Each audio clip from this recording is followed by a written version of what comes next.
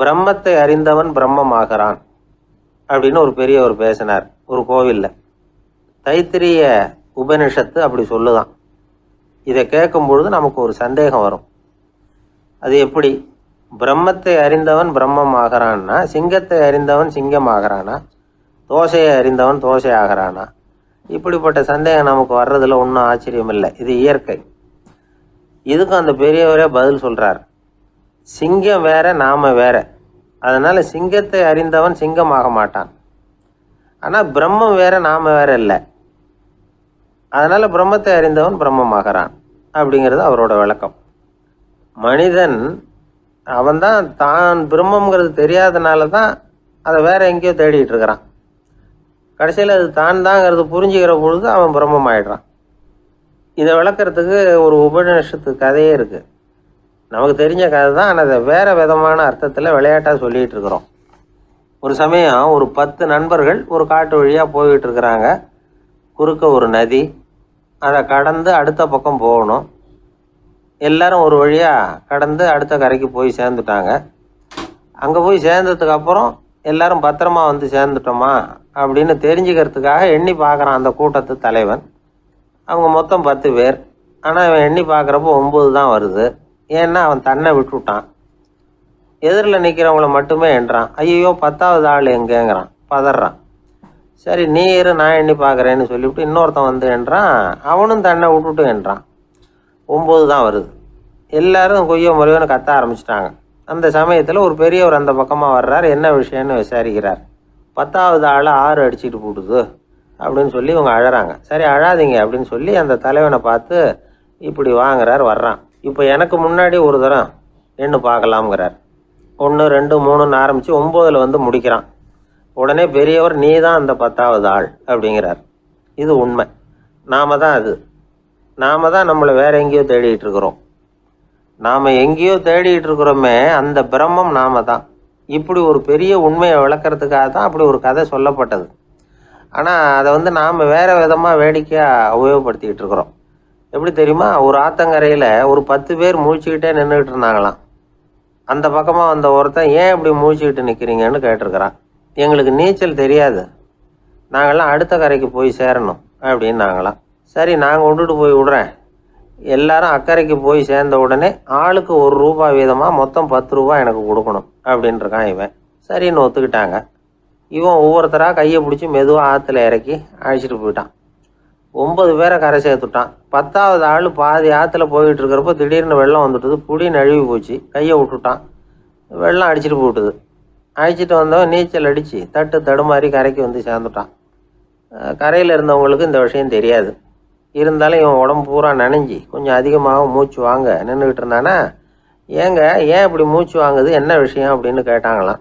அதுக்கு இவன் கொஞ்சமாக அலட்டிக்காமல் சொன்னானா, வேற ஒன்றும் இல்லை, நீங்கள் கொடுக்க வேண்டிய ₹10 ₹1 குறைஞ்சி போச்சு அவ்வளவுதான் அப்படின்னானா. ஏங்க எங்கே போயிட்டு வரீங்க அப்படின்னு கேட்டேன். எனக்கு வேண்டப்பட்ட ஒருத்தரை பார்த்து. ஆஸ்பத்திரிக்குன்னார். எந்த ஆஸ்பத்திரிக்குன்னே? மாட்டு ஆஸ்பத்திரிக்குன்னார். என்ன விஷயம்னே? மாமனாருக்கு உடம்பு சரியில்லை, அதுதான் மாட்டு ஆஸ்பத்திரிக்கு போயிட்டு வரேன்னார். அட பாவி, அதுக்கு அந்த ஆஸ்பத்திரிக்கா போவாங்க அப்படின்னு ஆச்சரியமா. அட அது இல்லைப்பா, முதல்ல எங்கள் குடும்ப டாக்டர் தான் தேடிக்கிட்டு போனேன். அவர் அந்த நேரத்தில் அவர் வளர்க்குற நாய்க்குட்டிக்கு உடம்பு சரியில்லைன்னு சொல்லி அதை தூக்கிக்கிட்டு மாட்டு ஆஸ்பத்திரிக்கு போயிட்டாராம் சொன்னாங்க. அதனால் அங்கே போய் அவரை சந்தித்து விஷயத்தை சொல்லிவிட்டு வர்றேன்னார். அப்புறம் தான் எனக்கு கொஞ்சம் நிம்மதியாக இருந்தது. பொதுவாக நமக்கு தெரிஞ்ச வரையில் டாக்டர்கள் 2 வகை. நமக்கு வைத்தியம் பண்ணுற டாக்டர்கள் ஒரு வகை, நம்மக்கிட்ட இருக்கிற ஆடு மாடு கோழிக்கு வைத்தியம் பண்ணுற டாக்டர்கள் ஒரு வகை. இப்போ தான் எனக்கு தெரியும் இன்னொரு வகையான டாக்டர்களும் உண்டுங்கிறது. அது யாருன்னா பூச்சிகளுக்கு வைத்தியம் பண்ணுற டாக்டர்கள், அதாவது பூச்சி டாக்டர்கள். வெளிநாடுகளில் அப்படிலாம் கூட சில பேர் இருக்கிறாங்க. பிரிட்டனில் யார்க்ஷயர் வட்டாரத்தில் ராதர்ஹாம் அப்படின்னு ஒரு ஊர்.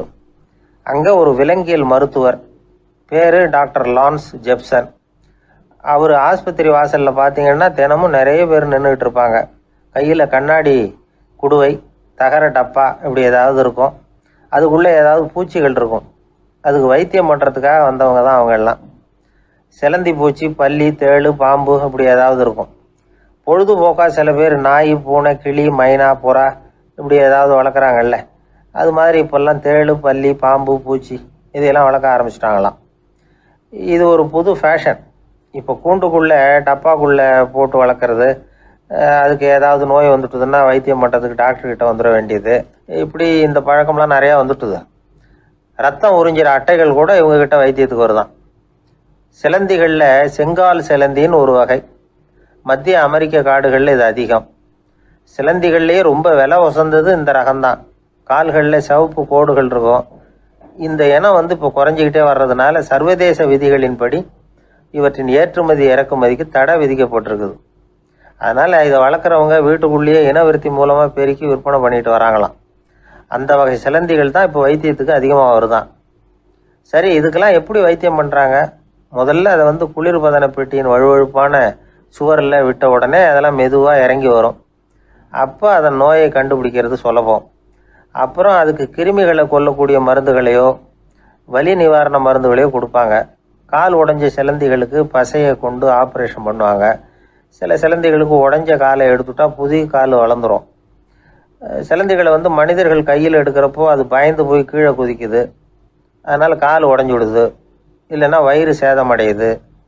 அந்த நிலைமையில் வர்ற சிலந்திகளுக்கு மயக்க மருந்து கொடுத்து ஆப்ரேஷன்லாம் கூட பண்ணுறாங்களாம். பார்த்தீங்களா பூச்சிகளுக்கு வந்த வாழ்வே. நம்ம ஊர்லேயும் வீடுகளில் பூச்சிகள் வளர்க்குறது உண்டு. ஒருத்தர் வந்தார், எனக்கு 3000 கரப்பாம்பூச்சி அவசரமாக தேவைப்படுது, எங்கே கிடைக்கும்னு கேட்டார். கரப்பாம்பூச்சியா? அது என்னத்துக்குன்னு கேட்டோம். அது வேற ஒன்றும் இல்லை, நான் குடியிருக்கிற வாடகை வீட்டை காலி பண்ண போகிறேன். வீட்டு சொந்தக்காரர் என்ன சொல்கிறாருன்னா, இந்த வீட்டுக்கு நான் குடி வந்தப்போ எப்படி இருந்ததோ அதே நிலைமையில் விட்டுட்டு போகணும்னு வீட்டுக்காரர் சொல்லியிருக்கிறார், அதனால தான் கேட்டேன் அப்படின்னார். உலகத்தில் எது எதுக்கும் ஆராய்ச்சி கூடங்கள் இருக்குதுல்ல, அது மாதிரி தூக்கத்தை பற்றி ஆராய்ச்சி பண்ணுறதுக்கு ஒரு ஆராய்ச்சி கூடம் இருக்குது. அப்படி ஆராய்ச்சி பண்ணணும்னா அதுக்கு மூழ்கிக்கிட்டு இருக்கணும்ல. அதனால தான் அந்த ஆராய்ச்சி கூடம் இங்கே இல்லை. அமெரிக்காவில் பாஸ்டன் பல்கலைக்கழக மருத்துவமனையில் அது இருக்குது. அங்கே தூக்கத்தை பற்றி பலவிதமான ஆராய்ச்சிகள் பண்ணிகிட்டு இருக்கிறாங்க. அந்த ஆராய்ச்சி கூடத்தில் இயக்குனராக இருக்கிற ஒரு நிபுணர், அவர் என்ன சொல்கிறாரு தெரியுமா? உங்களுக்கு தூக்கம் வரலையா, நீங்கள் நல்லா தூங்குறதுக்கு தாராளமாக சில யோசனைகளை என்னால் சொல்ல முடியும் அப்படிங்கிறார். யோசனை தானே, காசா பணமாக கேட்டு வச்சுக்கலாமே. உணவு, மனநிலை, தூங்கும் இடத்தோட சூழ்நிலை, படுக்கைக்கு செல்றப்போ உள்ள பழக்க வழக்கங்கள், இது காரணமாக ஒருத்தருக்கு தூக்கம் வராமல் போகலாம். தூக்கம் வராததுக்கு இதுதான் காரணம்னா அதையெல்லாம் சுலபமாக கட்டுப்படுத்தலாங்கிறார் அவர். தூக்கத்தை வரவழைக்கக்கூடிய ஒரு நல்ல மருந்து உடற்பயிற்சி. ஆனால் ஒன்று, படுக்க போகிற நேரத்தில் இது மாதிரி உடற்பயிற்சிகள் எல்லாம் செய்யக்கூடாது. கொஞ்சம் முன்னாடி பகல்லையே இந்த பயிற்சிகளை செய்கிறது நல்லது. தூக்கம் வராமல் அவதிப்படுறவங்க பிற்பகல் நேரங்களில் காஃபி, டீ இது மாதிரி பானங்களை சாப்பிடக்கூடாது. மது அருந்துறது கூட தூக்கத்தை பாதிக்கும். வெது வெதுப்பான நீரில் குளிக்கிறது, தியானத்தில் ஈடுபடுறது, ஓய்வாக இருக்கிறது, படுக்கிறது, அதாவது படுக்கிறதுக்கு முன்னாடி ஒரு கோவலை பால் சாப்பிட்றது, இதெல்லாம் தூக்கத்தை வரவழைக்கிறது ரொம்ப உதவியாக இருக்கும். இன்னொரு விஷயம் என்னென்னா, தூங்கி ஆகணுமேங்கிற கவலை வேண்டியதில்லை. அப்படி நினச்சி கவலைப்படுறதை விட்டுடணும். தூக்கம் வரலையா, உடனே படுக்கையை விட்டு எழுந்திரிக்க வேண்டியது. வெளியில் வாங்க, வேறு ஏதாவது வேலையில் ஈடுபடுங்க, கொஞ்சம் நேரம் உலாவுங்க, அல்லது ஏதாவது ஒரு புஸ்தகத்தை எடுத்து படிங்க. களைப்பு ஏற்பட்டால் மறுபடியும் படுக்கைக்கு போங்க, தூக்கம் தானாக வந்துடும். ஒரு விஷயத்தை மட்டும் நல்லா ஞாபகத்தில் வச்சுக்கணும். படுக்கைக்கு போகிறப்போ உங்கள் மற்ற எல்லா பிரச்சனைகளையும் மறந்துடணும். அது எப்படி சார் முடியும்? அந்த நேரம் தானே எல்லா பிரச்சனையும் வரிசையாக ஞாபகத்துக்கு வருது அப்படின்னு நாம் நினைக்கலாம். ஆனால் பழக்கத்தில் அதை நாம் மாற்றிக்க முடியும். கொஞ்சம் முயற்சி பண்ணணும், அவ்வளோதான். இது எல்லாமே ஆராய்ச்சி பண்ணி பார்த்துட்டு அந்த நிபுணர் சொல்கிற கருத்து தான். இன்னொரு விஷயமும் அவர் சொல்கிறார். அது என்னென்னா, உடல் கோளாறு காரணமாக தூக்கம் வராமல் அவதிப்படுறவங்களுக்கெல்லாம் இந்த யோசனைகள் சரியாக வராது அப்படிங்கிறார். அதுக்கெல்லாம் மருத்துவ சிகிச்சை கொடுத்து தான் சரி பண்ணணும். சில பேருக்கு நடு ராத்திரியில் மூச்சு திணறல் ஏற்பட்டு தூக்கம் வராமல் போயிடும். ஊரெல்லாம் தூங்குறப்போ தான் மட்டும் தூங்காமல் மூழ்கிட்டு இருக்கிறது, ஊரெல்லாம் மூழ்கிட்டு இருக்கிறப்போ தான் மட்டும் தூங்குறது, இது மாதிரி கோளாறுகளால் சில பேர் பாதிக்கப்படலாம். காலு தசை முறுக்கிக்கிறதுனால சில பேருக்கு அடிக்கடி விழிப்பு வரலாம். மன அழற்சி காரணமாக சில பேருக்கு தூக்கம் வராது. இது மாதிரி கோளாறுகளுக்கெல்லாம் அதுக்கு தகுந்த மாதிரி சிகிச்சை கொடுத்து தான் சரி பண்ண வேண்டியிருக்கும். எந்த கோளாறும் இல்லாமல் தூக்கம் வரலைன்னா ஆரம்பத்தில் சொன்ன முறைகளை கடைபிடிச்சு பார்க்கலாம். தூக்கம் வந்ததுன்னா யோசனை சொன்ன அந்த நிபுணருக்கு நன்றி சொல்லலாம். ஒருத்தர், ஏன் சார் பஸ்ஸில் தூங்குறது கெட்ட பழக்கமானு கேட்டார். இல்லையே, நான் கூட பஸ்ஸில் போகிறப்ப தூங்கிட்டு தானே போவேன் அப்படின்னார் இன்னொருத்தர். அப்புறம் ஏன் என்ன டிரைவர் வேலை வேணாம்னு வீட்டுக்கு அனுப்பி வச்சுட்டாங்க அப்படின்னாராம் அவர். 1816 வருஷம் செப்டம்பர் மாதம் 11ஆம் தேதி பிரான்ஸ் தேசத்தில் உள்ள ஒரு மருத்துவமனை. அங்கே ஒரு இளம் டாக்டர் கொஞ்ச நாளைக்கு முன்னாடி தான் அந்த ஆஸ்பத்திரியில் புதுசாக வேலைக்கு சேர்ந்துருக்கிறார். அவர் பேர் ரெனே லெனக். அவர் அன்னைக்கு காலையில் அந்த மருத்துவமனையில் அப்படியே ரவுண்ட்ஸ் வந்துக்கிட்டு இருக்கிறார். வார்டில் ஒரு படுக்கையில் ஒரு இளம் பெண் படுத்திருக்கிறா. அந்த பொண்ணுக்கு இருதய நோயாக இருக்கலாம்ங்கிறது மற்ற டாக்டர்கள் சந்தேகம். அந்த காலத்துல எல்லாம் ஒருத்தருடைய இருதய துடிப்பை தெரிஞ்சுக்கணும்னா நோயாளியின் மார்பில் டாக்டர் காதை வச்சு பார்த்து தான் தெரிஞ்சுக்கிறது வழக்கம். ஆனால் இந்த பெண்ணும் இளம் பெண், அந்த டாக்டரும் புதுசாக சேர்ந்துருக்கிறவர். அதனால் பரிசோதனை பண்ண தயங்கினார். கொஞ்ச நேரம் யோசனை பண்ணார். திடீர்னு ஒரு ஞாபகம் வந்தது அவருக்கு.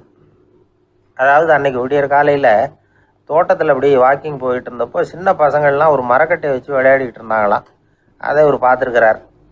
அது என்ன விளையாட்டுனா, ஒரு நீளமான மரப்பலகை, அதில் ஒரு முனையில் ஒரு பையன் தன்னுடைய காதை வச்சுக்கிட்டு இருக்கிறான், மறுமுனையில் இன்னொரு பையன் அந்த மரப்பலகையை ஒரு ஆணியால் கீறிக்கிட்டு இருக்கிறான். ஒரு முனையில் ஆணியால் கீறும் பொழுது மறுமுனையில் காதை வச்சிருக்கிற பையனுக்கு அந்த சத்தம் துல்லியமாக கேட்குது. அந்த டாக்டருக்கு காலையில் பார்த்த இந்த விளையாட்டு ஞாபகத்துக்கு வந்துட்டுது. உடனே என்ன பண்ணார் தெரியுமா? ஒரு நீளமான காகிதத்தை எடுத்தார். அதை அப்படியே உருளை மாதிரி உருட்டினார். ஒரு முனையை அந்த நோயாளியின் மார்பில் இடது பக்கம் வச்சார், இன்னொரு முனையில் தன்னுடைய காதை வச்சார். என்ன ஆச்சரியம்! நோயாளியின் மார்பில் நேரடியாக காதை வச்சு கேட்குறத விட துல்லியமாக கேட்டுது இதய துடிப்பு.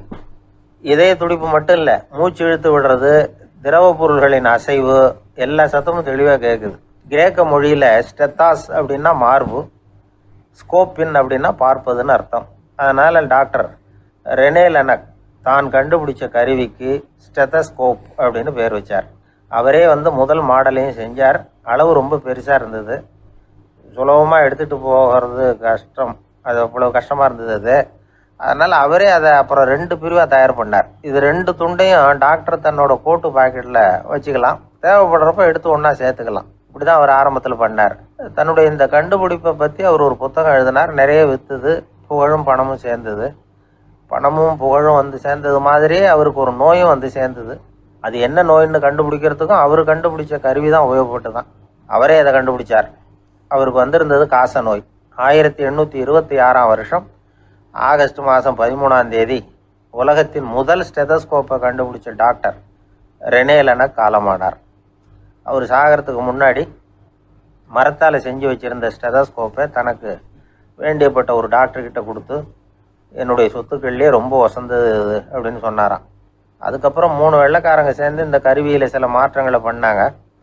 ஆனால் 1829 லண்டனில் டாக்டர் நிக்கோலஸுங்கிறவர் ஒரு காதால் இதய துடிப்பை கேட்குறத விட டாக்டர் 2 காதாலையும் கேட்கறது தான் சரியாக இருக்கும் அப்படின்னு ஒரு கருத்தை வெளியிட்டார். அதுக்கப்புறம் ரொம்ப காலம் கழித்து 1852 ஜார்ஜ் காமான் அப்படிங்கிறவர் ரப்பர் டியூபுகளை உபயோகப்படுத்தி 2 காதாலையும் கேட்குற மாதிரி ஒரு புதிய வடிவத்தை அதுக்கு கொடுத்தார். அதுக்கு பிறகு அது படிப்படியாக எவ்வளவோ மாற்றங்கள் இருந்தாலும் ஆரம்பத்தில் டாக்டர் ரெனே லெனக் உருவாக்கின அடிப்படை மாடலை யாரும் மாற்றி அமைக்கலைங்கிறது தான் முக்கியமான விஷயம். நமக்கு தெரிஞ்ச ஒரு ஆஸ்பத்திரி, அதில் ஒரு நோயாளி, காலை நேரத்தில் நர்ஸு அந்த பக்கமாக போயிட்டு இருந்தாங்க. அதை பார்த்துட்டு ஒரு நர்ஸுன்னு கத்துறார். நர்ஸு அவசரமாக ஓடி என்ன விஷயம்னு கேட்டாங்க. சிஸ்டர், இங்கே பாருங்கள், உங்கள் டாக்டரை என் நெஞ்சில் ஒரு காதை வச்சு கேட்டுக்கிட்டு இருக்கிறார் அப்படின்னார் நோயாளி.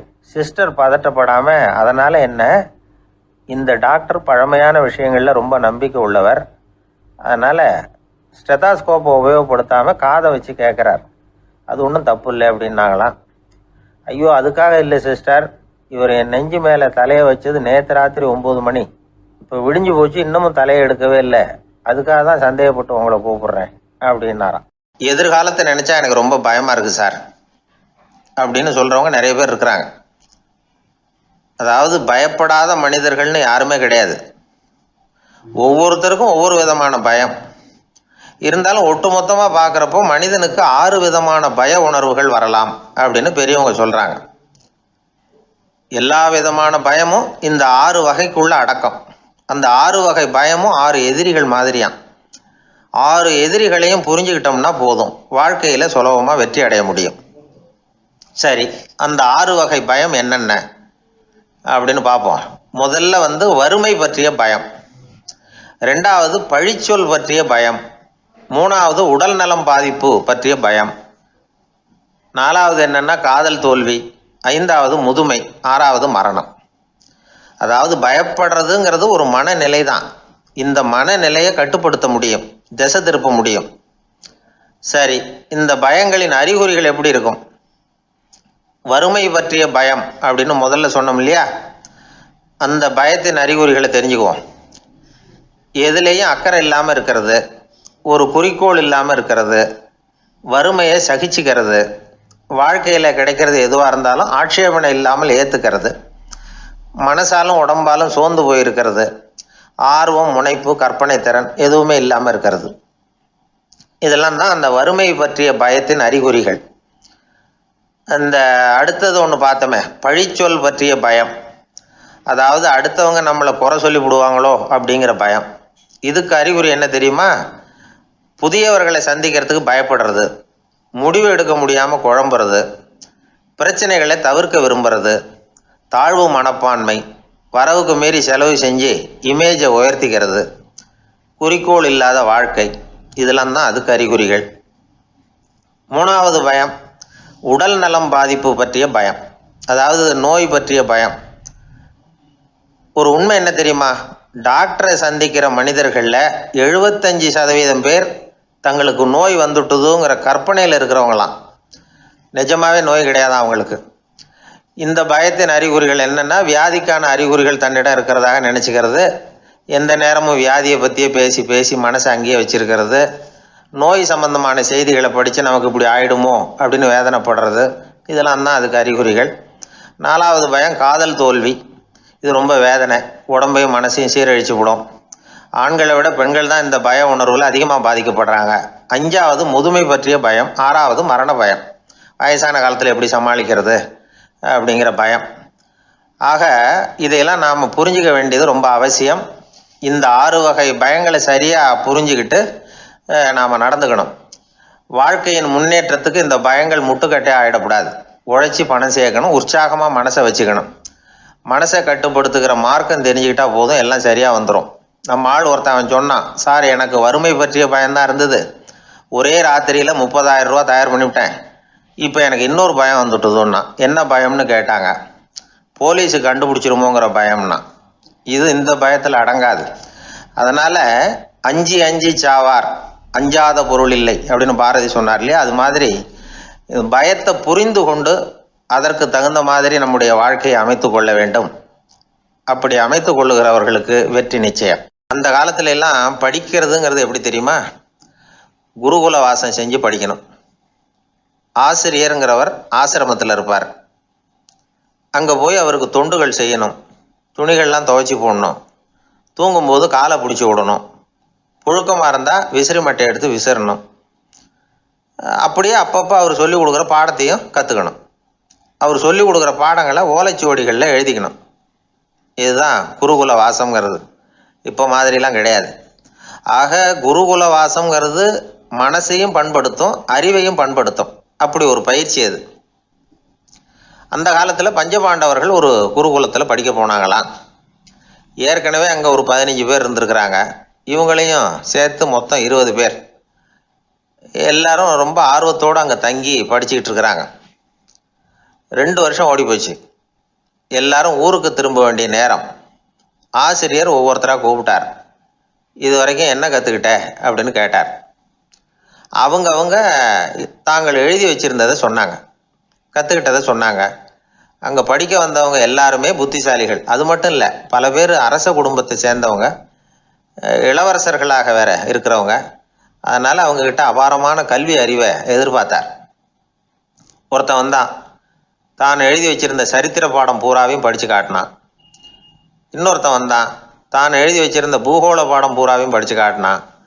இப்படி ஒவ்வொருத்தராக அவங்க படித்தது என்னங்கிறத படித்து காட்டிவிட்டு போனாங்க. கடைசியாக தர்மர் வந்தார், பேசாமல் நிற்கிறார். தன் கையில் இருந்த ஓலைச்சுவடி கேட்டால் அவர் பிரிக்கவே இல்லை. ஆசிரியர் இவர்கிட்ட தான் அதிகமாக எதிர்பார்த்தார். ஆனால் இவரும் பேசாமல் நின்றுட்டு இருக்கிறார். நீ என்ன கற்றுக்கிட்ட சொல்லு, ஓலைச்சுவடியை பிரித்து படினார் அந்த முனிவர். தருமர் அசையவே இல்லை. மெதுவாக சொன்னார், ஐயா, நான் கற்றுக்கிட்டது ஒன்றே ஒன்று தான். அதுதான் வாழ்க்கையில் எனக்கு ரொம்ப முக்கியமான பாடமாக அமையும் அப்படின்னார். என்னது, என்கிட்ட 2 வருஷ காலமாக படிச்சு விட்டு கடைசியில் கற்றுக்கிட்டது ஒன்றே ஒன்று தானா அப்படின்னார் முனிவர். அவருக்கு ஒன்றும் புரியல. மற்ற மாணவர்களை விட இவர் பண்புகளில் உயர்ந்தவர், அறிவில் சிறந்தவர், வயசில் முதிர்ந்தவர். இவரே இப்படி சொன்னால் மற்றவங்க நிலைமை என்னத்துக்கு ஆறுது? அவங்க ரொம்பவும் கெட்டு போயிடுவாங்களே அப்படின்னு அவர் யோசனை பண்ணார். தர்மா, நல்லா யோசனை பண்ணி பதில் சொல்லு. 2 வருஷமாக நீ கற்றுக்கிட்டது என்ன அப்படின்னு தானே நான் கேட்குறேன். அதை கொஞ்சம் யோசனை பண்ணி சொல்லுன்னார் முனிவர் கொஞ்சம் கோபமாக. தருமர் முகத்தில் எந்த மாறுதலுமே இல்லை. இல்லையா, 2 வருஷமாக நான் கற்றுக்கிட்ட முக்கியமான பாடம் ஒன்றே ஒன்று தான்னார். இப்போ அந்த முனிவருக்கு கோபம் அதிகமாக வந்துடுது. ஏன்பா, உனக்கு வெக்கமா இல்லையா? உன்னை விட வயசில் குறைஞ்சவங்க எவ்வளவு பாடம் கற்றுக்கிட்டு இருக்கிறாங்க, எவ்வளவு விரிவாக அவங்க படித்து காட்டினாங்க. நீயும் கூட நிறைய குறித்து வச்சிருக்கிற போல இருக்கு, அதை ஏன் பிரித்து படிக்கக்கூடாது அப்படின்னார். ஐயா, நான் சொல்கிறது உங்களுக்கு ஏமாற்றமாக இருந்தால் என்னை மன்னிக்கணும். நான் ரொம்ப முக்கியமாக கற்றுக்கிட்டு இருக்கிறது ஒன்றே ஒன்று தான், மற்ற எதையும் சொல்கிறதுக்கு விரும்பலைன்னார். மாணவர்கள்லாம் சிரிச்சுட்டாங்க. முனிவருக்கு கோபம் அளவுக்கு மீறி வந்துட்டு ஓங்கி அரைஞ்சு விட்டார் தருமரை அவர் கன்னத்தில். தருமர் கண்ணை செவந்து போட்டுது, கண்கள் கலங்கி போச்சு. ஆனாலும் அவர் அமைதியை இழக்கலை, தலை குனிஞ்சு நிற்கிறார். இவருடைய புடிவாதம் முனிவருக்கு இன்னும் ஆத்திரத்தை உண்டாக்கி விட்டது. இன்னொரு கன்னத்திலே அரைஞ்சார். எல்லாரும் பயந்து போய் அமைதியாக நின்றுட்டு இருக்கிறாங்க. முனிவர் கத்துறார், அப்படி நீ கற்றுக்கிட்ட அந்த முக்கியமான பாடம் தான் என்ன, அதையாவது சொல்லு அப்படின்னார். ஐயா, அதை மட்டும் ஒரு ஓலைச்சுவடியில் தனியாக குறித்து வச்சிருக்கிறேன், இந்தாங்க, இதை நீங்களே படித்து பாருங்கன்னார். தருமர் ஓலைச்சுவடியை நீட்டினார். முனிவர் அதை வாங்கி பிரித்தார், சத்தம் போட்டு படித்தார்.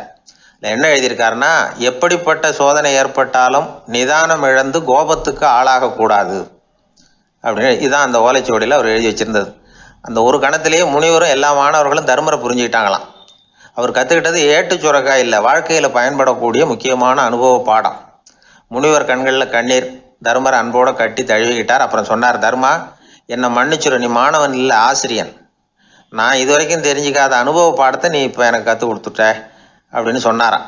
அதனால் நிதானம் தவறக்கூடாதுங்கிறது ரொம்ப முக்கியமான ஒரு செய்தி. ஒரு ஆசிரியர் மாணவனை ஒரு கன்னத்தில் ஓங்கி அரைஞ்சுட்டார். இவன் நிதானம் தவறல, அமைதியாக நின்றுக்கிட்டு இருந்தான். அவர் ஒரு தடவை அரைஞ்சதும் எப்படி உன்னால் நிதானம் தவறாமல் இருக்க முடிஞ்சுது அப்படின்னு கேட்டாங்க நண்பர்கள்.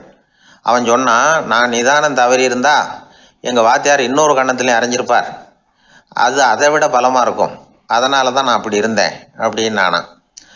ஆக நாம் தெரிந்து கொள்ள வேண்டியது, வாழ்க்கையில் நிதானம் தவறாமல் இருக்க வேண்டும். அதுதான் வெற்றியின் ரகசியம். அந்த ஆளை கண்டா ஏன் இப்படி முகத்தை திருப்பிக்கிட்டு வர்றீங்க அப்படின்னு கேட்டார் ஒருத்தர் நண்பர்கிட்ட. எலெக்ஷனில் அவன் எதிர்த்து நின்னவன் சார், என்ன அவங்ககிட்ட நமக்கு என்ன பேச்சுவார்த்தை அப்படின்னாரான் ரொம்ப கோபமாக இவர். சரி, அந்த ஆள் யாருன்னு கேட்டேன். என் கூட பிறந்த தம்பி தான் சார் அப்படின்னார் அந்த கோபம் குறையாமல். அதாவது நம்ம ஊர் நிலவரம் இப்படி, அதாவது அண்ணனும் தம்பியும் எதிர்த்து நிற்பாங்க தேர்தலில், ஒருத்தர் கண்டா பேசிக்கிறதில்ல.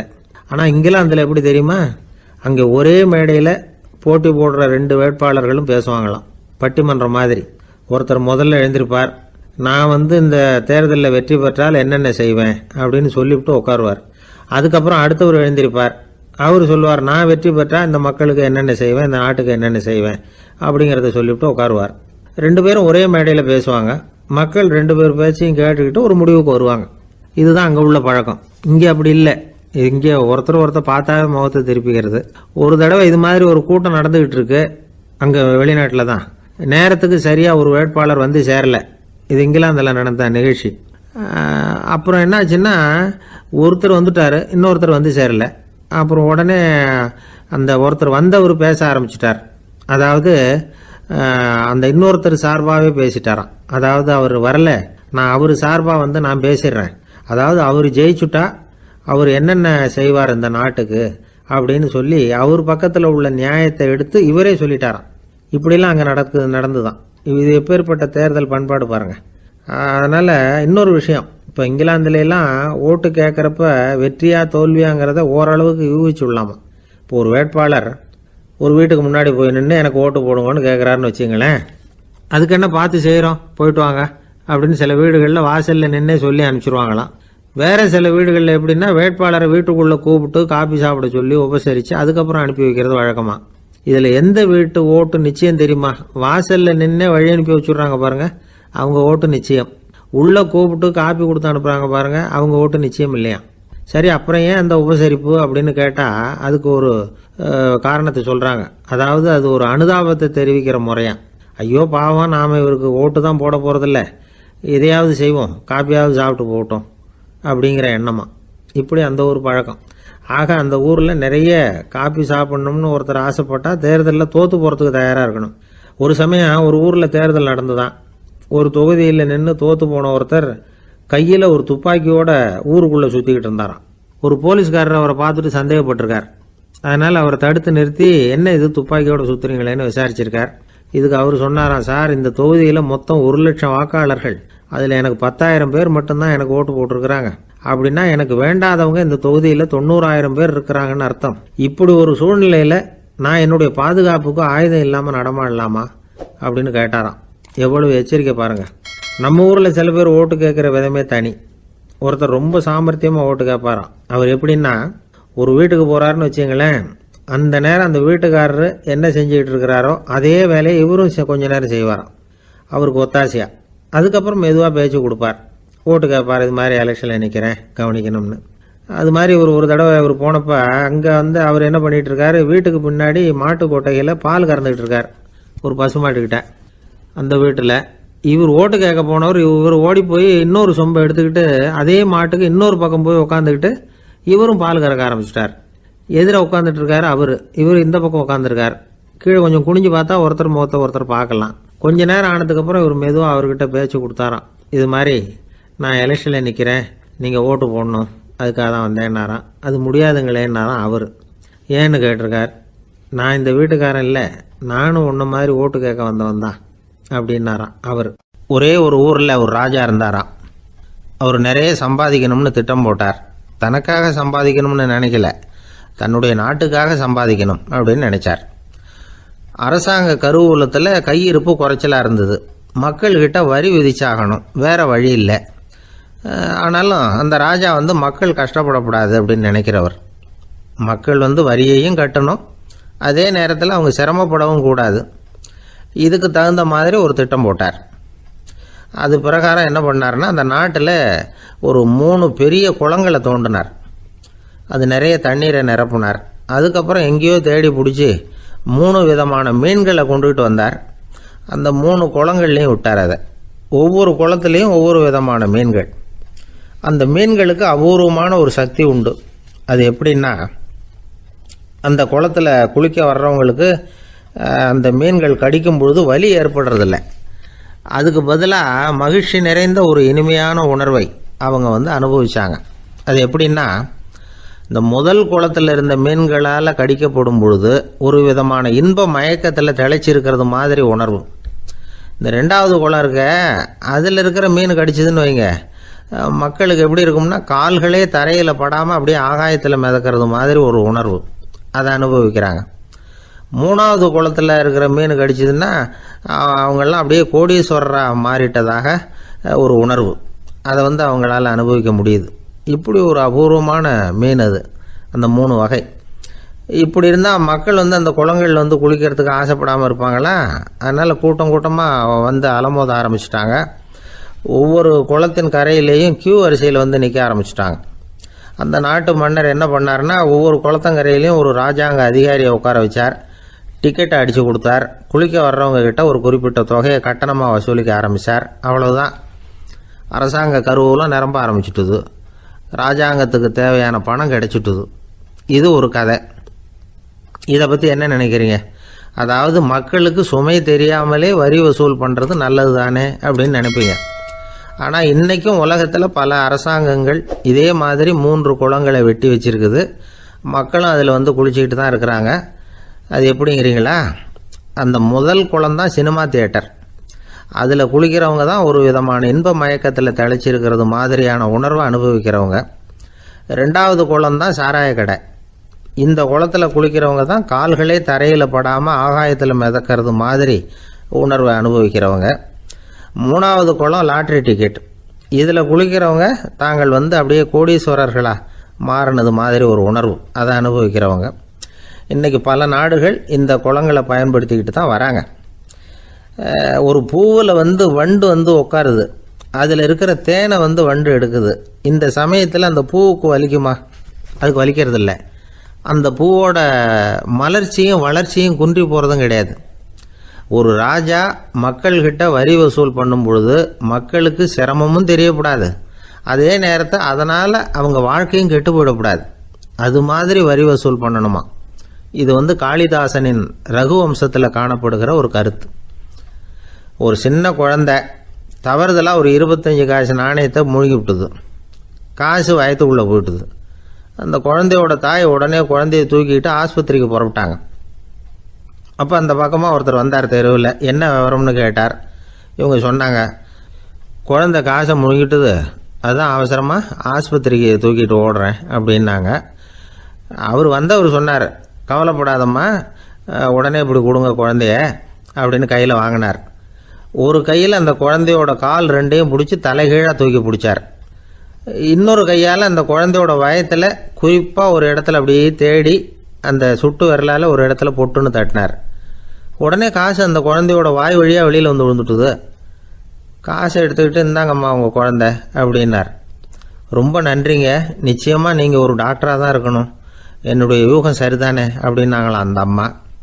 அதுக்கு அவர், இல்லைங்க, நான் ஒரு இன்கம் டேக்ஸ் ஆஃபீஸர், வருமான வரி அதிகாரி அப்படின்னு சொல்லிவிட்டு போனாராம்.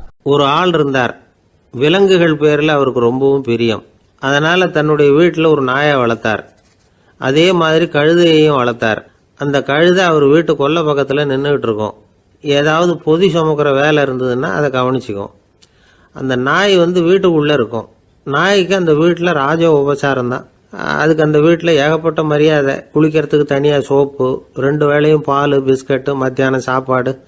அதுக்கு ஏதாவது உடம்பு சரியில்லைன்னா உடனே ஆஸ்பத்திரி வைத்தியம். ரொம்ப கொடுத்து வச்ச நாய். அந்த வீட்டு தலைவர் வெளியில் அப்படியே நடைப்பயிற்சி போனால் கூடவே இதுவும் போகும். அவர் மட்டும் தனியாக எங்கேயாவது வெளியில் போயிட்டு வந்தால் வீட்டுக்கு வந்த உடனே அந்த நாய் அவர்கிட்ட ஓடி வரும். அப்படியே எழும்பி முன்னங்கால் 2ஐயும் அவர் தோள் மேலே போட்டுக்கும். அவர் சிரிச்சுக்கிட்டே அது தலையில் செல்லமாக தட்டுவார். அவர் ஈசி சேரில் சாஞ்சிக்கிட்டு டிவி பார்ப்பார், பேப்பர் படிப்பார். அப்போலாம் அந்த நாய் அவருடைய காலடியில் படுத்துக்கும். அப்போ கூட அவர் அது தலையை செல்லமாக தடவி கொடுப்பார். அந்த நாய் படுக்கிறதுக்குன்னே ஒரு மெத்தை, சில சமயம் அது அங்கே இருக்கிற மேஜை நாற்காலி மேலே கூட ஏறி விளையாடும், சோபாவில் ஏறி உட்காந்துக்கும். இவ்வளவு செல்வாக்காக வளர்ந்தது அந்த நாய். இதையெல்லாம் அந்த கழுதை பார்த்துக்கிட்டே இருக்குது கொல்லை பக்கத்தில் இருந்து.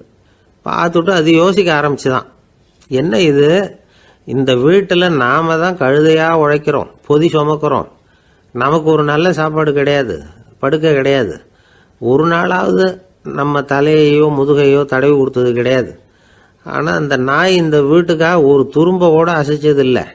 அதை போய் இந்த வீட்டில் உள்ளவங்க இப்படி தலையில் வச்சு தாங்குறாங்களே அப்படின்னு யோசிச்சுதான் அந்த கழுதை. ரொம்ப நேரம் யோசிச்சுவிட்டு அதுக்கப்புறம் ஒரு முடிவுக்கு வந்திருக்குது.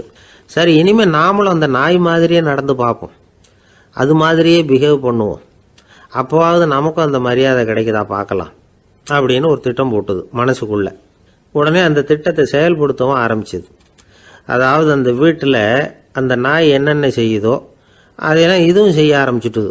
அந்த வீட்டு எஜமான் எங்கேயோ வெளியில் சுற்றிவிட்டு ரொம்ப அசந்து போய் வீட்டுக்கு திரும்பி வந்துக்கிட்டு இருந்தான். உடனே இந்த கழுதை என்ன பண்ணுச்சு தெரியுமா, அவங்ககிட்ட ஓடி போச்சு. ஓடி போய் அந்த நாய் என்ன பண்ணுமோ அது மாதிரியே பண்ணிச்சு. அதாவது அந்த ஆள் தோள் மேலே தன்னுடைய முன்னங்கால் 2ஐயும் தூக்கி போட்டுவிடுது. அந்த ஆள் பயந்து போயிட்டான். அவனுக்கு ஒன்றும் புரியல, இது ஏன் இப்படி பண்ணுதுன்னு கொஞ்சம் ஒதுங்கி நின்னான். இது அவனை சுற்றி சுற்றி வருது, நாய் மாதிரி வாழை ஆட்டிக்கிட்டே சுற்றி சுற்றி வருது கழுதை. அவன் கிடுகிடுன்னு வீட்டுக்குள்ளே ஓடினான். இதுவும் பின்னாடியே ஓடிச்சு. அங்கே போய் நாய் மாதிரியே மேஜை நாற்காலி மேலே ஏறி குதித்து விளையாட ஆரம்பிச்சுட்டுது. சோபாவில் ஏறி உட்காருது. மேஜையில் இருந்த சாமான்லாம் கீழே விழுந்து உடையுது. கழுதை மேஜை மேலே ஏறி குதிச்சா என்னத்துக்கு ஆகும்? அந்த ஆள் பார்த்தான், சரி இந்த கழுதைக்கு என்னமோ ஆயிட்டுது அப்படின்னு முடிவு பண்ணான். ஒரு நல்ல கயிறாக பார்த்து கொண்டான்னா அது கால்லையும் கழுத்துலையும் கட்டினான். தரன்னு இழுத்துட்டு போனான். அடித்து கொல்லை பக்கத்தில் கட்டி போட்டுட்டான். அண்ணன் ஆகாரம் எதுவுமே கொடுக்கல, பட்னி போட்டுட்டான். இப்போ அந்த கழுதை யோசனை பண்ணி பார்க்குதான், என்ன இது, நம்ம எஜமானுக்கு இன்னைக்கு என்ன ஆயிட்டுது இப்படி? அந்த நாய் பழகிறது மாதிரி தானே நாமளும் பழகணும். ஆனால் இந்த மனுஷன் நாயை அடிக்கலை, ஆனால் நம்மளை அடிக்கிறான். இப்படி கொண்டாந்து கட்டி போட்டானே, என்ன காரணமாக இருக்கும் அப்படின்னு யோசனை பண்ண ஆரம்பிச்சுட்டு தான் அந்த கழுதை. எதுக்கு இந்த கதைன்னா, இது மாதிரியே நாம கூட சில சமயம் யோசிக்கிறது உண்டாம். இயல்புலேருந்து மாறி நடக்க ஆரம்பிச்சிட்டோம்னா பல சமயங்களில் இப்படி யோசிக்கிறது மாதிரி தான் ஆகிடும். அதனால தான் ஒரு மனுஷன் எப்படி நடந்துக்கணுமோ அப்படி நடந்துக்கிட்டாதான் நமக்கு மரியாதை.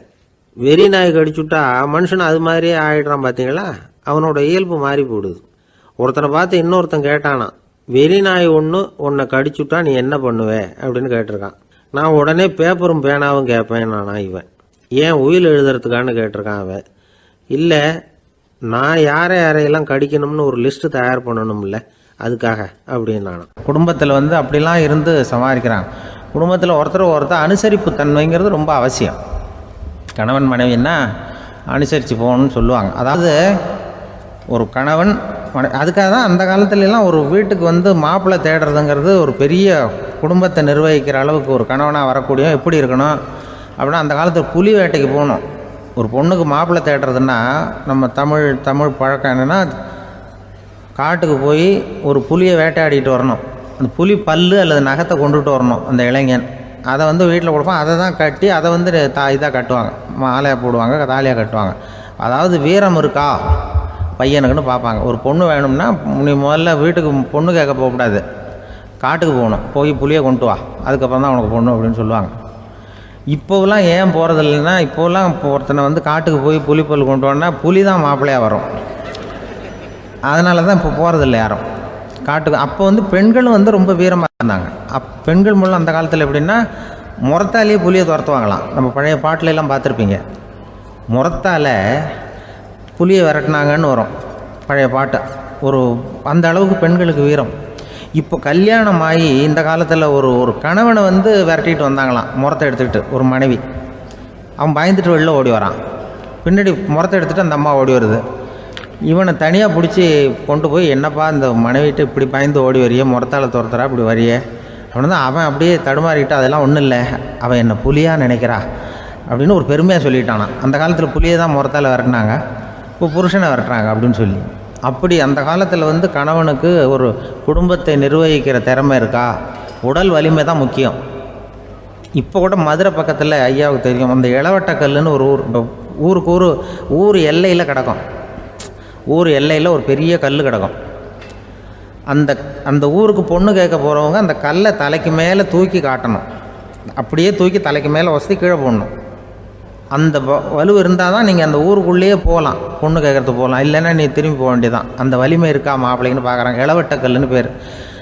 அப்போ என்ன பண்ணாங்கன்னா, ஒரு 1000 வருஷத்துக்கு முன்னாடி அந்த கல்லை தலைக்கு மேலே தூக்கி கீழே போடுவாங்களாம். ஒரு 500 வருஷத்துக்கு முன்னாடி அப்படி கொஞ்சம் தூரம் இடுப்பு அளவுக்கு தூக்கி கீழே போட்டுக்கிட்டு இருந்துருக்குறாங்க.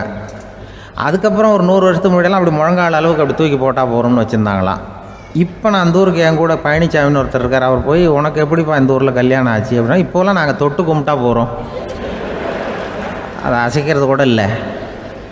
அப்படி ஆகிட்டுது. ஒரு குடும்பத்தை கணவனாக வரப்போகிறவனுக்கான தகுதி அந்த காலத்தில் அப்படி இருந்து தான். அப்படி கணவன் தேர்ந்தெடுக்கிறது, குடும்பத் தலைவனை தேர்ந்தெடுக்கிறது ஒரு பெரிய காரியம். ஒரு பெரிய செல்வந்தர் போட்டி வச்சாராம். ஒரு நீச்சல் குளம், அதில் யார் வேணாலும் குதித்து அந்த பக்கம் போய் கரையேறலாம். அந்த நீச்சல் குளத்தில் விஷப்பாம்புலாம் கிடக்கு. யார் துணிஞ்சி அந்த விஷப்பாம்பு இருக்கிற குளத்தில் குதித்து அந்த பக்கம் போய் கரையேறானோ அவனுக்கு ஒரு 100 ஏக்கர் நிலம் கொடுப்பேன். அது வேண்டான்னா ஒரு 1000 ஆடு கொடுப்பேன். அதுவும் வேண்டான்னா என் பொண்ணை கொடுப்பேன் அப்படின்னு போட்டி வச்சார். அதான் மாப்பிள்ளையை தேர்ந்தெடுக்கிறதுக்கு அவர் ஒரு வழி, நீச்சல் குளத்தில் குதிச்சு கரையேறணும். இப்போ அந்த ஊரில் இருக்கிற இளைஞர்கள்லாம் பார்க்குறாங்க அந்த குளத்தில் குதிக்கணும்னு. ஆனால் குளத்தில் வெறும் விஷப்பாம்பெலாம் கிடக்கு. இது என்ன பண்ணுறதுன்னு பார்த்தா யாருமே குதிக்கிறதுக்கு தைரியம் வரல. திடீர்னு ஒருத்தன் துணிஞ்சு குதித்தான். படபடன்னு அடிச்சுட்டு போய் அந்த பக்கம் கரையேறிட்டான். கரையேறின உடனே பரவாயில்லையே ஒரு ஆள் வந்துட்டான்னு சொல்லி அவனை அந்த இளைஞனை போய் பிடிச்சிட்டு வந்தாங்க. அந்த பெரியவர் கேட்டார், ஏப்பா இவ்வளவு பெரிய விஷப்பாம்பெல்லாம் கிடக்கிற நீச்சல் குளத்தில் நீ துணிஞ்சு குதித்து கரையேறி இருக்கிற, உனக்கு என்ன 1000 ஏக்கர் நிலம் கொடுத்துறவா, 100 ஏக்கர் நிலம் கொடுக்கவா சொல்கிறப்படி அப்படின்னா, வேண்டாம் சார்ன்றான். ஓஹோ அப்படின்னா ஒரு 1000 ஆடு வேணுமா உனக்கு அப்படின்னா, அதுவும் வேண்டாம் சார். ஓ அப்படின்னா என் பொண்ணு வேணுமா அப்படின்னா, அதுவும் வேண்டாம் சாருங்கிறான்.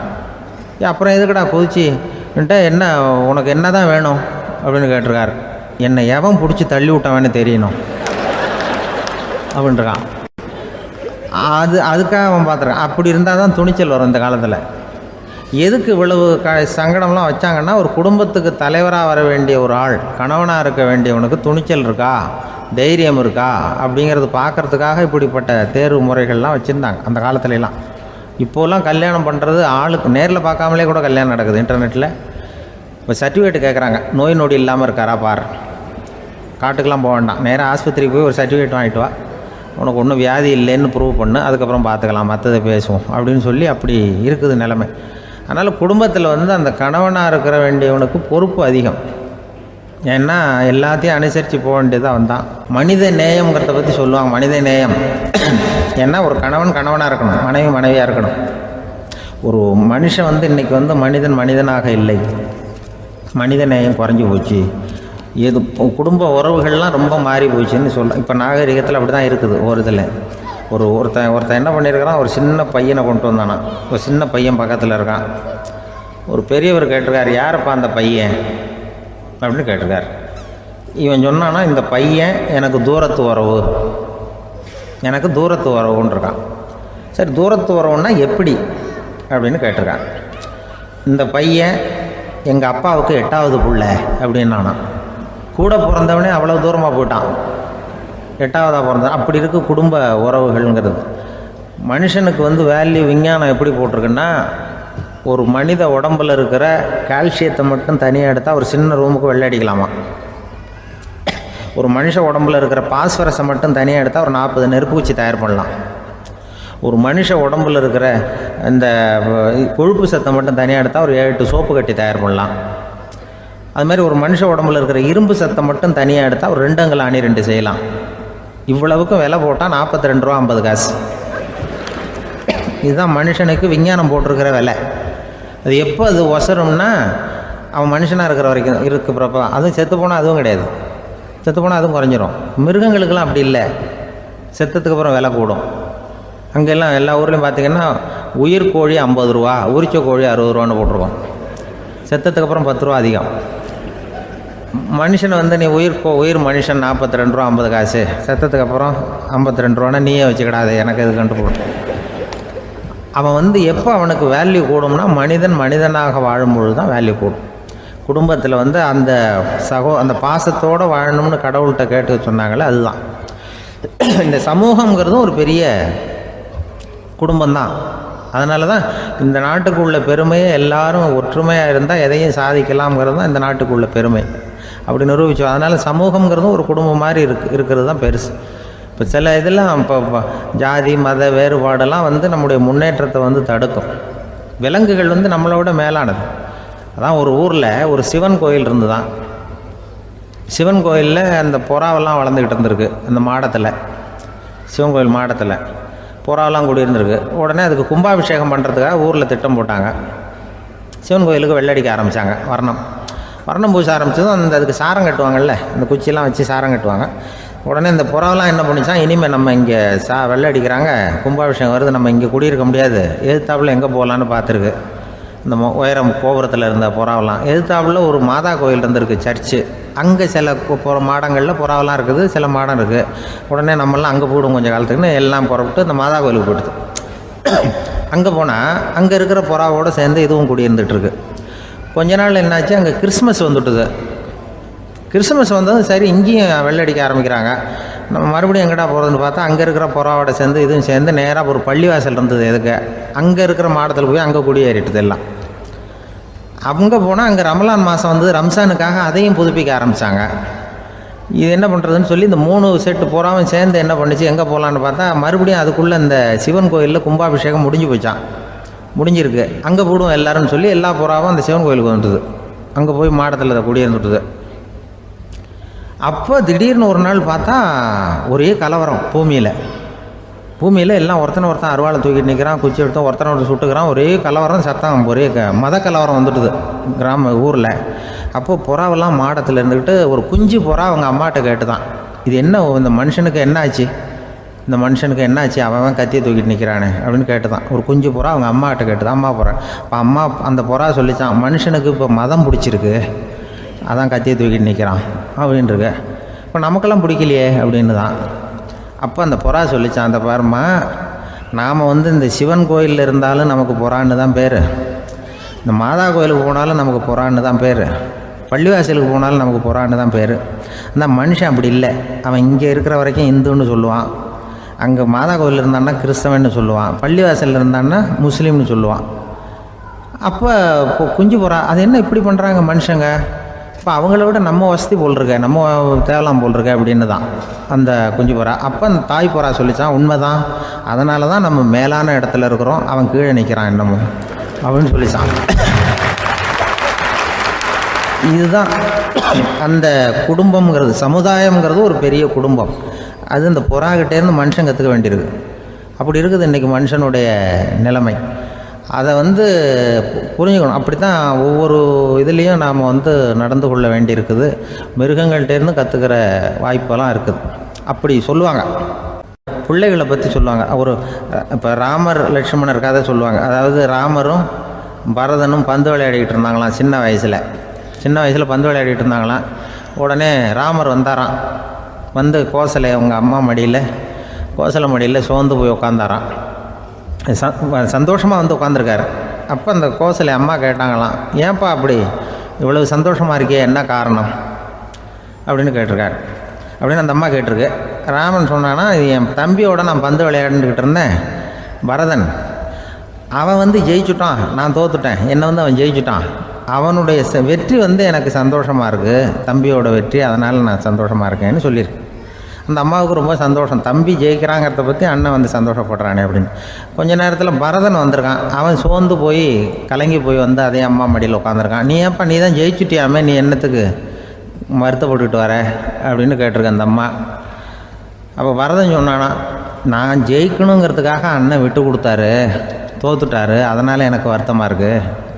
உண்மையில் அவர் தான் ஜெயிச்சிருக்க வேண்டியது, எனக்காக விட்டு கொடுத்தாரு, அதனால் நான் வருத்தப்படுறேன்னா. அப்போ அந்த அம்மா சொல்லித்தான், இப்படி தான் தம்பியினுடைய வெற்றி அண்ணனை சந்தோஷப்படுத்துது, அண்ணனுடைய தோல்வி தம்பியை வருத்தப்பட வைக்குது, இப்படி தான் இருக்கணும் அண்ணன் தம்பின்னா, அப்படி தான் குடும்பத்தில் இருக்கணும்னு சொல்லி அந்த அம்மா சொன்னதாக சொல்லுவாங்க ராமாயண கதை. அதே போல் இப்போ இதில் வரும், நபிகள் நாயகத்தினுடைய பேரர்கள் பாத்திமாவனுடைய பிள்ளைகள் 2 பேர், ஹசன் ஹுசைன் 2 பேர் நபிகள் நாயகத்தினுடைய பேரன்மார்கள். அன்னை பாத்திமாவனுடைய குழந்தைகள். ஹசனும் ஹுசைனும் பேசிக்கிறதே இல்லையா கொஞ்ச நாள். இந்த அம்மாவுக்கு அதை பார்க்குறாங்க, ஏதோ அண்ணன் தம்பிக்குள்ளே ஏதோ தகராறு போல் இருக்கு, ஏன் பேசிக்க மாட்டேங்கிறாங்க அப்படின்னு சொல்லி அந்த பிள்ளைகளை கூப்பிட்டு வச்சு அந்த அம்மா புத்தி சொல்லிச்சான். இதை பாருப்பா, நீ அண்ணன் தம்பிக்குள்ளே இது மாதிரி இருக்கக்கூடாது, உங்கள் பாட்டனார் ஒரு புத்திமதி சொல்லியிருக்காரு, உனக்கு தெரியுமா, ஒரு முஸ்லீம் இன்னொரு முஸ்லீமோடு 3 நாட்களுக்கு மேல் பேசாமல் இருந்தால் அது அவனை கொலை செய்வதற்கு ஒப்பாகும் அப்படின்னு நபிகள் நாயகம் சொல்லியிருக்கார், தெரியுமா உனக்குன்னு அந்த அம்மா சொல்லிச்சான். அப்போ அந்த தம்பிக்காரர் சொன்னாராம், ஹுசைன் சொல்லியிருக்கார், அதுவும் எனக்கு தெரியும். அதே தாத்தா பாட்டனார் என்ன சொல்லியிருக்காருன்னா, அந்த 2 பேரில் யார் முதல்ல சலாம் சொல்கிறாங்களோ, யார் முதல்ல முன்னாடி பேசுகிறாங்களோ அவங்களுக்கு சொர்க்கம் கிடைக்கும், இறைவனுடைய ஆசி கிடைக்கும்னு சொல்லியிருக்கிறார். அந்த ஆசி அண்ணனுக்கு கிடைக்கட்டுமேங்கிறதுக்காக நான் பேசாமல் இருக்கிறேன் அப்படின்னா. அந்த ராமனும் பரதனும் எப்படி இருந்தாங்களோ அப்படி தான் ஹசனும் ஹுசைனும் இருந்திருக்கிறார்கள். அந்த பாசம்தான் குடும்பத்தில் வேணும். ஒரு அம்மா சொல்லுது, அதாவது கணவன் மனைவியாக இருந்துட்டு அப்புறம் விவாகரத்து வாங்கிக்கிட்டு அதுக்கப்புறம் அந்த அம்மா பேசுகிறத நேற்று தொலைக்காட்சியில் போட்டாங்க. அது என்ன சொல்லுதுன்னா, நாங்கள் கணவனும் மனைவியாக இருக்கிறப்போ எங்களுக்குள்ளே சண்டை வந்துக்கிட்டு இருந்தது, இப்போ விவாகரத்து வாங்கிட்டு இப்போ நண்பர்களாக இருக்கிறோம், இப்போ சண்டையே வர்றதில்லை எங்களுக்குள்ளே. அப்படி பாருங்கள், கணவன் மனைவியாக இருந்தப்போ சண்டை வந்து தான், விவாகரத்து வாங்கினது மறுபடியும் நாங்கள் நல்லபடியாக தான் இருக்கிறோம், ஒன்றும் எங்களுக்கு சண்டை வரல. அப்படி இருக்குது இப்போ காலம் போய்கிட்டு இருக்கு. நேற்று அப்படி ஒரு இது என் கூட வேலை பார்க்குறப்போ ஒரு அம்மா இருந்தாங்க. அவங்க எப்போதும் அவங்க வீட்டுக்காரர் படத்தையே வச்சுருப்பாங்க, கையில் பத்திரமா வச்சுருப்பாங்க. அவ்வளவு மரியாதை மதிப்புன்னு சொல்லி நாங்கள்லாம் அவங்கள பெருசாக நினைப்போம். இது எதுக்குமா அவங்க வீட்டுக்காரர் படத்தை பத்திரமா இல்லை கையிலேயே வச்சுருக்கீங்களே, ஆஃபீஸுக்கெல்லாம் எடுத்துகிட்டு வச்சு அடிக்கடி எடுத்து பார்த்துக்குவாங்க. அவ்வளவு பிரியமாக அவங்க வீட்டுக்காரர் இல்லை. ஆமாம், எனக்கு ஏதாவது பிரச்சனை வந்துவிடுதுன்னா உடனே எங்கள் வீட்டுக்காரர் படத்தை எடுத்து பார்ப்பேன். பரவாயில்லையே இப்படி ஒரு இதாக, ஆமாம் இதை பார்த்துட்டு நினச்சிக்குவேன், இதை விட பிரச்சனை வேறு என்ன இருந்துட போகுது உலகத்தில் அப்படின்னு நினச்சிக்குவேன். உடனே எனக்கு எல்லாம் போயிடும் அப்படின்ட்டு தான். அப்படி ஒரு அம்மா இருந்தாங்க, இப்போவும் இருக்காங்க, வேலை பார்த்துக்கிட்டு இருக்காங்க. அப்படிலாம் நீங்கள் இருக்கிற தாய்மார்கள் பெண்கள் யாராவது அப்படி கூட பண்ணலாம். எப்போதுமே உங்கள் வீட்டுக்காரர் படத்தை கையில் வச்சுக்கோங்க. அது ஒரு யோசனை, குடும்பம் குதூகலமாக இருக்கிறதுக்கு அது ஒரு யோசனை. அதே மாதிரி இவங்களும் அவங்க படத்தை வச்சுக்கலாம், வச்சுக்கிட்டு பிரச்சனை வரும்பொழுது பார்த்துக்கணும். இதை விட நமக்கு என்ன வந்துட போகுது பெருசாக அப்படி தான் இருக்கணும். குடும்பம் வந்து நல்லபடியாக இருக்கணும்னா அதுக்கு இப்போ சொல்லுவாங்க, கடவுளே வந்து ஒரு வீட்டு கணவன் வீட்டு தலைவர் கனவுல வந்தாராம். கடவுள் வந்து இது மாதிரி உன்னை விட்டுட்டு உங்கள் குடும்பத்தை உன்னையெல்லாம் விட்டுட்டு போக போகிறேன்னா, அதனால் ஏதாவது வரம் வேணும்னா கேட்டு போய் வாங்கிக்கோ அப்படின்னு கடவுள் சொன்னாராம் இந்த குடும்ப தலைவர்கிட்ட. அவருக்கு என்ன கேட்குறதுன்னு புரியல. கடவுள் வந்து விட்டுட்டு போகிறேங்கிறாரு, ஏதாவது வரம் கேட்டுக்கோ அப்படின்னு நம்ம என்ன பண்ணுறது, என்ன கேட்குறதுன்னு ஒன்றும் புரியல. குழம்பிக்கிட்டு இருந்தான் அந்த ஆள் கனவுல. இப்போ கடவுள் சொன்னாரா, சரி நீ ரொம்ப குழப்பமாக இருக்க, நாளைக்கு மறுபடியும் உன் கனவுல வரேன், அதுக்குள்ளே நீ முடிவு பண்ணி வை, உனக்கு என்ன வரம் வேணுமோ கேட்டு வாங்கிக்கோ, உனக்கு வரம் கொடுத்துட்டு நான் போயிடுறேன், உன்னை விட்டுட்டு போகிறதா நான் முடிவு பண்ணிட்டேன் அப்படின்ட்டுருக்காரு கடவுள். சரி ஒரு நாள் அவகாசம் கொடுங்க, நாளைக்கு நான் அதுக்குள்ளே முடிவு பண்ணி வைக்கிறேன்ட்டு அவர் வந்தார். மறுநாள் முழிச்சுக்கிட்டு மனைவி மகன் மக்கள் எல்லோரையும் கூப்பிட்டார், குடும்பத்தில் எல்லாரையும். அப்படி வாங்க, இது மாதிரி நேற்று கனவுல வந்தார் கடவுள், நம்மளை விட்டுட்டு போக போகிறாராம், என்ன வரம் வேணும்னு கேட்டு வாங்கிங்கோ அப்படின்னு போய் சொல்லிட்டார். என்ன கேட்குறதுன்னா அப்படின்னு அந்த கணவன் கேட்குறான். இந்த மனைவி சொல்கிறாங்க, என் உடம்பு பூரா நகையாக இருக்கணும் அப்படின்னு கேள் அப்படின்ட்டுருக்கு. அதுக்குள்ளே அந்த ஒரு பொண்ணு ஓடி வந்து, அப்படிலாம் கேட்காதப்பா கடவுள்கிட்ட, இப்போ இருக்கிற சொத்து எவ்வளோ இருக்கோ அதுபோல் இன்னொரு பங்கு வேணும்னு கேள் அப்படின்னு. அந்த பையன் வந்து அவன் வேறு சொன்னான், அவன் அது நமக்கு வந்து இது போல் ஒரு 10 பங்காவது வேணும், 2 பங்களா கார் வேணும் அப்படின்னு அவன் ஒரு லிஸ்ட்டை கொடுத்தான். இவர் என்ன கேட்குறதுன்னு முடிவு பண்ணுறதுக்குள்ள அங்கே வேலை செய்கிற அம்மா, ஒரு வயசான அம்மா வந்திருக்கு, வேலை செய்கிற அம்மா. அது வந்து சொல்லிச்சான் இவர்கிட்ட, தப்பாரு கடவுள்கிட்ட அப்படிலாம் கேட்காதப்பா, நாளைக்கு வரும்பொழுது என்ன வர வேணும்னா எங்கள் குடும்பத்தில் எல்லாரும் அன்பாக இருக்கணும் பாசமாக இருக்கணும்னு கேட்டு வாங்கிக்கோ வரத்தை, அன்பு பாசம் குடும்பத்தில் எப்போதும் நிலவணும்னு கேட்டு வாங்கிக்கோ, வேறு எல்லாம் நம்ம பார்த்துக்கலான்னு இந்த பெரியம்மா சொல்லித்தான். மறுநாள் அதே மாதிரி படுத்து தூங்கினார். கடவுள் கனவுல வந்தார். வந்து கேட்கும்பொழுது இவர் சொன்னாராம், ஐயா எனக்கு வந்து எங்கள் குடும்பத்தில் நாங்கள் கணவன் மனைவி புள்ள குட்டி எல்லாம் பாசமாக இருக்கணும் அன்பாக இருக்கணும், இதுதான் எங்களுக்கு வர வேணும் அப்படின்னு கேட்டாராம். இவர் கேட்டதும் கடவுள் வந்து தலையை சொரிய ஆரம்பிச்சிட்டாராம். ஏன் என்ன யோசிக்கிறீங்கன்னு கேட்டிருக்காரு. நீங்கள் அன்பாக பிரியமாக இருந்தீங்கன்னா அப்புறம் ஏன் நான் உங்களை விட்டுட்டு போக போகிறேன், நான் ஏற்கனவே இல்லைங்கிறதுனால தான் உங்களை விட்டு போகலாம்னு முடிவு பண்ணியிருந்தேன். இப்போ நீங்கள் ஏற்கனவே பாசமாக இருந்தீங்கன்னா நான் இனிமேல் போக மாட்டேன், அதனால் ஏன் முடிவை மாற்றிக்க வேண்டியதுதான், உங்கள் கூட தான் இருக்க போகிறேன்னாராம். இப்படி ஒரு கதை சொல்லுவாங்க. அதனால் ஒரு குடும்பத்தில் அந்தந்த உறவு முறைகள் சரியாக இருக்கிற வரைக்கும் எல்லாம் நல்லாயிருக்கும். அங்கே தான் இறைவன் வாழும் இல்லம்ங்கிறாங்களே, அதுதான் அது. அதில் அந்த குடும்ப தலைவருங்கிறவர் கணவன் அப்படிங்கிறதுனால அவருக்கு தான் பொறுப்பு. அவருக்கு நிறைய சகிப்புத்தன்மை வேணும், கோபம் வரக்கூடாது, யார் என்ன சொன்னாலும் போகணும். சில கணவன்மார்கள் வந்து எது சொன்னாலும் மனைவி வந்து தட்டுறதில்லை, அங்கே போனால் போவாங்க, எதுக்கு போக சொல்கிறேன்னு கேட்குறதில்ல, போகிறது, இங்கே வான்னா வர்றது. திருவள்ளுவர் மனைவி இருந்தாருன்னு சொல்கிறாங்கல்ல, அது மாதிரி. அது எப்படின்னா ஒருத்தர் சொன்னார், அது அப்படி இல்லை, அதுக்கு ஒரு கதை சொன்னார். ஹிட்லர் வந்து வந்தாராம் ஒரு தடவை, ஒரு பெரிய கப்பல் மேலே, கப்பலுடைய மேல் தளத்தில் ஹிட்லர் வந்துக்கிட்டு இருக்கார். ஒரு இங்கிலீஷ் கேப்டன் எதிரில் நிற்கிறான். அவனுக்கு பெரிய ஆச்சரியம், இந்த ஆள் எப்படி இப்படி ஒரு தனி மனிதனாக இருந்துக்கிட்டு உலகத்தையே இப்படி இந்த பாடுபடுத்துகிறார் அப்படின்னு சொல்லி, உன்னுடைய வெற்றிக்கு என்ன காரணம்னு கேட்டாராம் அந்த இங்கிலீஷ் கேப்டன்.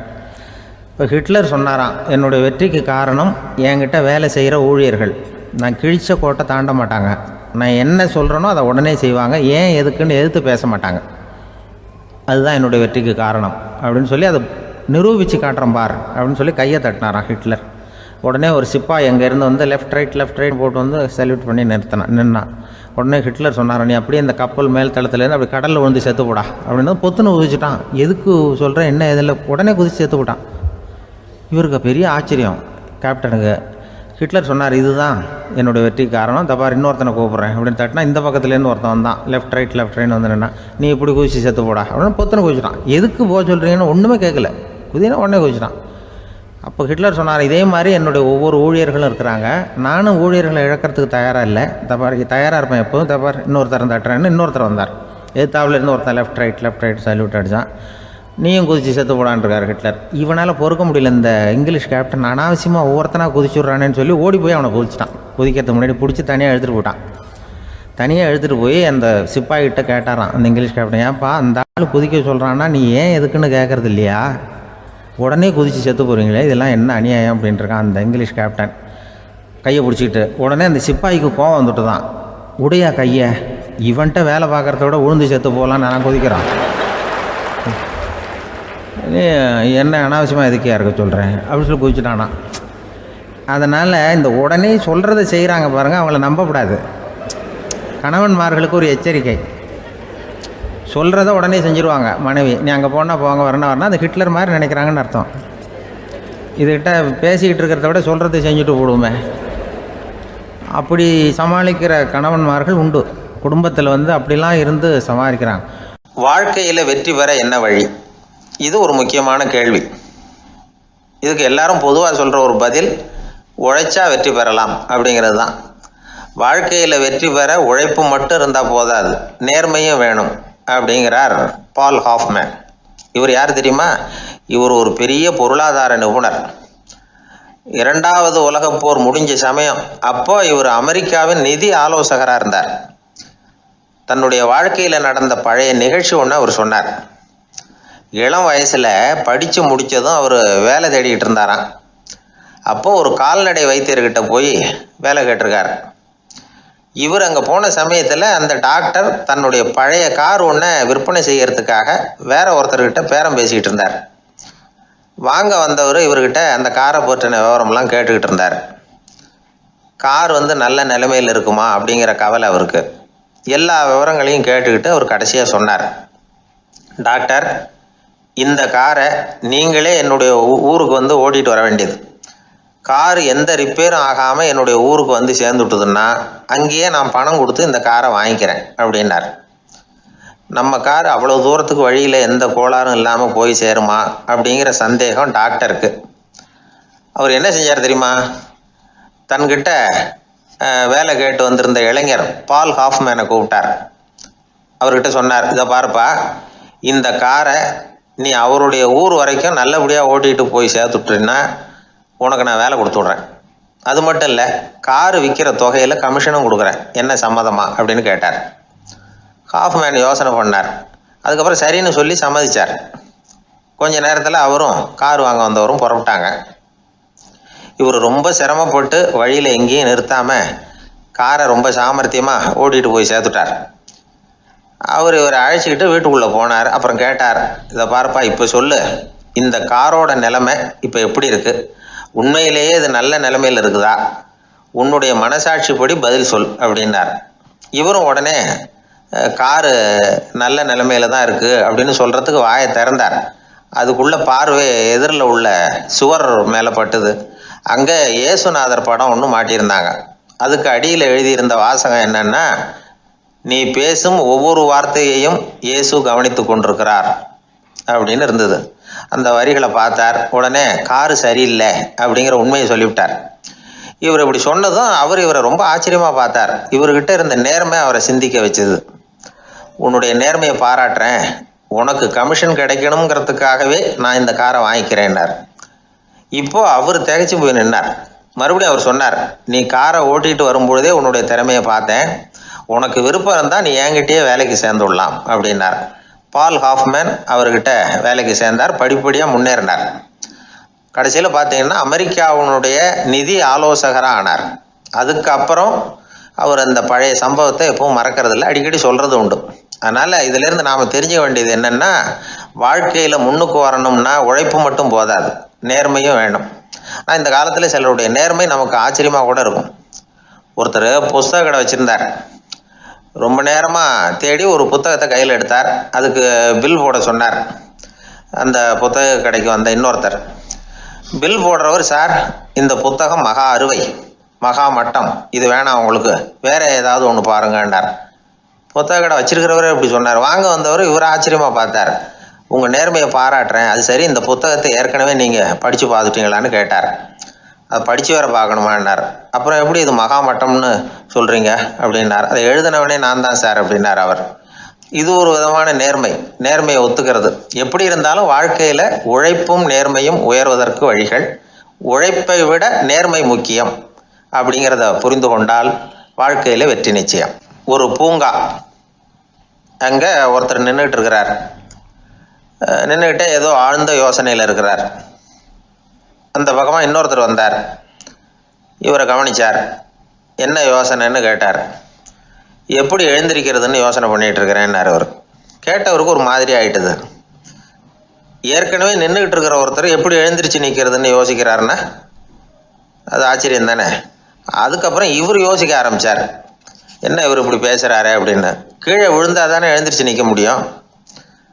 அதனால் எழுந்திரிக்கணும்னு நினைக்கிறவங்க முதல்ல கீழே விழணும். இவர் முதல்ல கீழே விழணும், அதுக்கப்புறம் தான் எழுந்திருக்கிறது எப்படின்னு சிந்திக்க முடியும். இந்த உலகத்தில் எல்லாருமே கீழே விழுந்து எழுந்தவர்கள் தான். இப்போ இந்த குழந்தை பருவத்தில் கீழே விழாமல் நடைபயில கற்றுக்கிட்டவங்க யாராவது உண்டா? சின்ன வயசில் ஒரு தடவை கூட கீழே விழலை சார், அப்படியே பிறந்தார் வளர்ந்தார் பெரியவர் ஆயிட்டார் அப்படின்னு யாரையும் சொல்ல முடியாது. அதனால் மனுஷங்கிறவன் விழுந்து புரண்டு எழுந்து தான் நடக்க கற்றுக்கிறான். ஒரு உண்மையை நாம் எல்லாரும் புரிஞ்சுக்கணும். இந்த உலகத்தில் தவறு செய்யாத மனிதர்களே யாரும் கிடையாது. அப்படி இருக்கிறப்போ எப்போதாவது நாம் தவறு பண்ணிவிட்டோம்னா அதுக்காக மனசு உடஞ்சி போயிடக்கூடாது, வாழ்க்கையில் வெறுப்பு வந்துடக்கூடாது. ஒரு தவறு நடந்துட்டுதா அதுக்காக மனசு உடஞ்சி போடாதீங்க, அதை ஒரு பாடமாக எடுத்துக்கங்க. அதே தவறு மறுபடியும் நடக்காமல் வேணும்னா பார்த்துக்கலாம், அது போதும். தடைக்கல்ல படிக்கல்லாம் மாற்றிக்கணும், இதுதான் இதில் முக்கியம். ஒரு அலுவலகம், அங்கே ஒரு அதிகாரி, அவர் உயர்ந்த பதவியில் இருந்தார், சிறந்த நிர்வாகின்னு பேர் வாங்கினவர். அவர் தனக்கு கீழே வேலை செய்கிறவங்க கிட்டெல்லாம் சொல்லுவாராம், இந்த நிறுவனத்தில் நீங்கள் எத்தனை தடவை வேணும்னாலும் தவறுகள் செய்யலாம், ஆனால் ஒரே விஷயம் என்னென்னா ஒரே தவறை மறுபடியும் செய்யக்கூடாது, அது முக்கியம் அப்படின்பாராம். இதை மேம்போக்காக பார்த்தா அவர் ஏதோ தன்னுடைய ஊழியர்களை தவறு செய்ய தூண்டுறது மாதிரி தெரியும். ஆனால் உண்மை அப்படி இல்லை. இன்னைக்கு என்ன நடக்குது தெரியுமா? அநேகமாக எல்லா மனிதர்களுமே ஒரே தவறை தான் மறுபடியும் செய்கிறாங்க. விளையாட்டு வீரர்கள் ஒரே மாதிரியான தவறுகளை திரும்ப திரும்ப செய்கிறது உண்டு. கணக்கு எழுதுகிறவங்கள பாருங்கள், ஒரே தப்பை மறுபடியும் செய்வாங்க. அலுவலகம் வருகிறவர்களை கவனிங்க, ஒரு நாள் தாமதமாக வந்தால் பரவாயில்ல, தினமும் தாமதமாக வருவாங்க. இது மாதிரி செய்த தவறையே திரும்ப திரும்ப செய்கிறதுக்கு என்ன காரணம் அப்படின்னா சோம்பல், ஞாபக மறதி, கவனக்குறைவு, தன்னுடைய திறமை பேரில் அளவுக்கு மீறிய நம்பிக்கை, இப்படி இதில் ஏதாவது ஒரு காரணமாக இருக்கலாம் அப்படிங்கிறாங்க இது பற்றி ஆய்வு செய்கிற வல்லுநர்கள். ஒரு தடவை செஞ்ச தவிர மறுபடியும் செய்கிறது இல்லைன்னு முடிவு செஞ்சுக்கிட்டு அதை செயல்படுத்த கற்றுக்கணும், அது போதும், வாழ்க்கை வெற்றிகரமாக அமையும் அப்படிங்கிறாங்க அந்த அனுபவசாலிகள். அதனால் வெற்றிகரமாக வாழ்க்கையில் நடைபோட விரும்பும் இளைஞர்கள் தவிர்க்க வேண்டியது என்னென்னா, முதல்ல சோம்பலை தவிருங்கள், சுறுசுறுப்பாக இயங்குங்கள் அப்படிங்கிறது அவங்க அறிவுரை. ரெண்டாவது ஞாபக மறதி, எந்த செயல்லையும் ஈடுபாடு வேணும், அக்கறை வேணும். மூணாவது கவனக்குறைவு, எதையும் அலட்சியப்படுத்தக்கூடாது. நாலாவது என்னால் முடியாதது எதுவுமே கிடையாது அப்படிங்கிற அளவுக்கு மீறிய நம்பிக்கை, அது ஆபத்தில் கொண்டு போய் விட்டுரும். அதனால் முதல் தவறு உங்களுக்கு ஒரு பாடமாக அமையணும். ஒரு மனிதர் அவர் தன்னுடைய 2 காதுலையும் கட்டு போட்டுக்கிட்டு வந்தார். அவருடைய நண்பர் அதை கவனிச்சுட்டார். என்ன சார் ஆச்சு, 2 காதுலையும் கட்டு போட்டிருக்கீங்களே அப்படின்னு விசாரித்தார். ஒன்றுமில்லை சார், வீட்டில் ரொம்ப ஆர்வமாக டிவியில் கிரிக்கெட் மேட்ச் பார்த்துக்கிட்டு இருந்தேன். அப்போது என்னுடைய மனைவி துணிகளுக்கு அயர்ன் பண்ணிகிட்டு இருந்தாங்க. அயர்ன் பாக்ஸை அப்படியே வச்சுட்டு அடுப்பங்கரைக்கு போயிட்டாங்க. அந்த சமயம் பார்த்து டெலிஃபோன்